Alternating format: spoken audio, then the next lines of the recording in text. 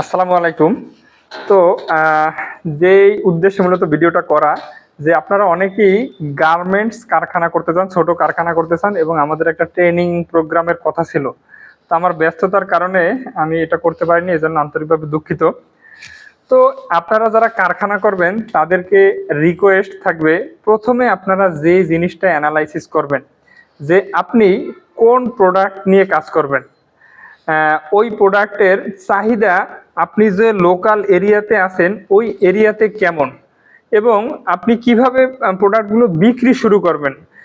কেউ যদি ছোট আকারে শুরু করে, বাজেট কম, যে আমি আমার এলাকার ফুটপাতে বিক্রি করব, আমি আমার এলাকার ছোট একটা দোকান বা শোরুম নেব, অথবা আমি আমার এলাকার বড় যে মার্কেট আছে ওই মার্কেটে এই প্রোডাক্টগুলো সেল করব। তো এই বিক্রিটা আপনাকে আগে শিখতে হবে, বা বিক্রি করার জায়গাটা আপনাকে আগে রেডি করতে হবে। যখন আপনি এই বিক্রি করার জায়গাটা রেডি করবেন, অথবা আপনি বিভিন্ন জায়গা থেকে প্রোডাক্ট তৈরি করে ঢাকা থেকে প্রোডাক্ট নিয়ে বিক্রি করেন, সমস্যা নাই শুরুতে। তো বিক্রিটা আপনি যখন পারবেন, এই কনফিডেন্স যখন আপনার ভিতরে হবে, দেন আপনি গার্মেন্টসের পরবর্তী যে স্টেপগুলো আছে ওই স্টেপগুলো নিয়ে আসবেন। সুতরাং যারা কারখানা করবেন তাদেরকে রিকোয়েস্ট থাকবে যে সেলস এখানে খুবই গুরুত্বপূর্ণ একটা জিনিস। আপনি কারখানা করতে পারবেন, ম্যান পাওয়ার পাবেন, আপনার কাছে ইনভেস্ট থাকতে পারে, ইনভেস্টর থাকতে পারে, কিন্তু প্রোডাক্ট সেল না হলে দিন শেষে আপনি আপনার কোম্পানি, আপনি আপনার ফ্যাক্টরি বা কারখানা টিকিয়ে রাখতে পারবেন না।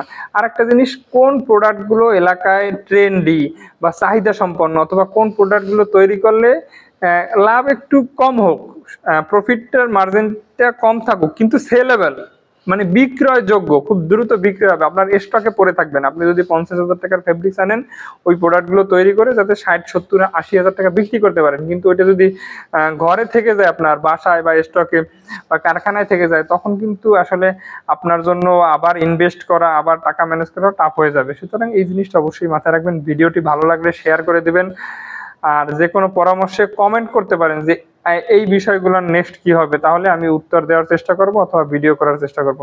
ধন্যবাদ। আসসালামু আলাইকুম।